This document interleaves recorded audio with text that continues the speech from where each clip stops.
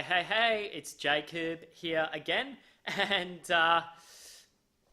so it was a beautiful day today. The got springtime just coming around the corner, and the weather is getting a lot more warm and nicer. And my hay fever is starting to kick in, so that's a freaking amazing thing as well. And I was just sitting down at the beach there, and after I had finished recording my segment, I felt this kind of strange sensation in my pants. No, it's not what you're thinking. But in all honesty, it felt like there's like this breeze coming up through my jeans, like up my ankle, and I was like, what the hell? And I kind of tried to ignore it, and while I was reading my book after I filmed that segment, which you're just about to watch, but I was like, hang on. So I just kind of like hit where that sensation was, like hit my leg, and then I felt this sharp pain, not too sharp, it was just like this prick pain, and the spider ran out of my jeans, and it had like white spots on the back of it, and it's probably like that big or something, not very big, but that caused me to have a bit of a panic attack after that, for sure. So, me being the hypochondriac I am, but no, I'm all good, as you can see. So, I'll upload a picture of the spider so you can see what that looks like. It was kind of scary looking when I kind of look back on it, but it was okay. I'm fine. Anyways, I hope you enjoyed the video. Catch you around. Hey, what's up, guys? It's Jacob here again. Just down at the beach. You might already know that that's my favorite place. I just want to talk about today about how it might feel for you when you are outside in the world. So I had a discussion with a good friend of mine yesterday, and we were talking about how,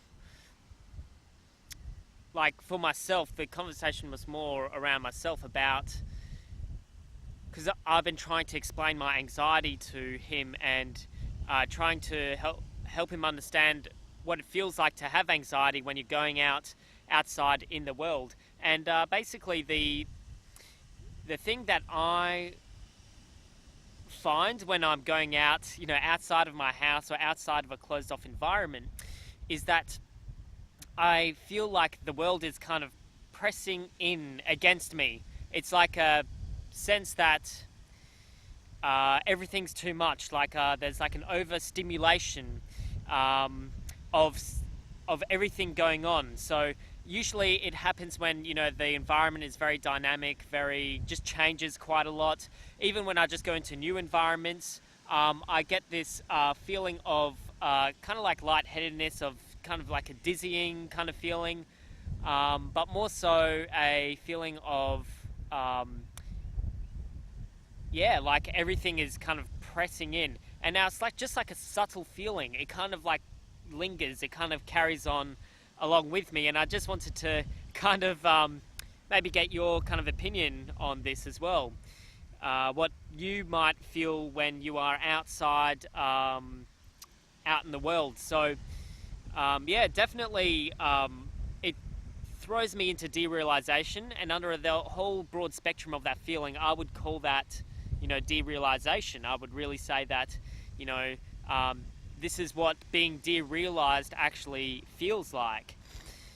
So yeah, look, you're not the only one out there suffering this, okay? So I definitely get this from time to time. Well, not from time to time, but nearly all the time, to be quite honest. But there are very specific things that I have actually been able to become very aware of that actually helps me to get through that actual hump.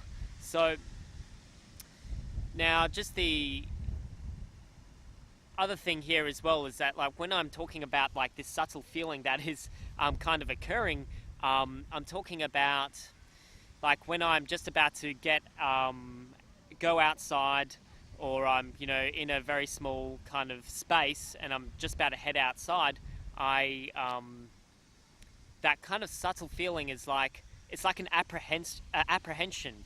It's just this slight apprehensiveness um, to like in the fact that it's an apprehensiveness in the knowing that when I'm going to go out there in the world, I just know that I'm going to be feeling derealized, kind of detached, like the environment's too stimulating to me.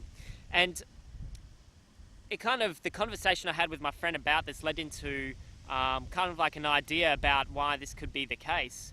It could be the fact that there's a conditioning to being indoors quite often, being in closed off spaces too often. Now, this feeling is very strong for me myself because I work in an office and I'm constantly looking at a screen kind of like right in front of my face.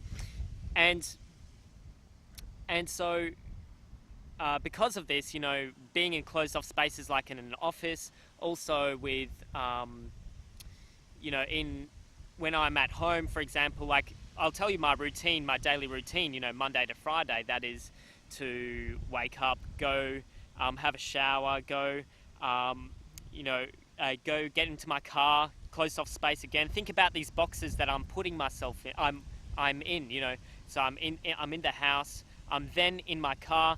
I'm then in the office, and I'm then staring at a screen for 8 hours, and then I'm back at home. And when you're comfortable in closed off spaces naturally, when that is your comfort zone, when you are actually in those closed off environments, there's like a conditioning that happens inside your brain, not inside your brain, but I guess so. But I mean, like, if you're talking about neurotransmitter connections and things like that, but I mean, like, your body adapts to those environments. Your body adapts to closed off environments, and with the way that human beings have evolved, back in our ancestors' times, we had to connect with the environment. We had to go out in nature. We had to experience the world, because without going out and being with nature, we wouldn't be able to get to the point where we're living in so much comfort now, where everything is taken care of for us. And it's a primal evolutionary instinct for us to be able to go out there and experience the world, to experience the openness, the vast openness of like distant landscapes. Human beings, we were meant to scope out distant landscapes in order to find resources, in order to find new places to kind of live, I guess. But yeah, we were meant to be outside. We were meant to experience the world. We're meant to be out there.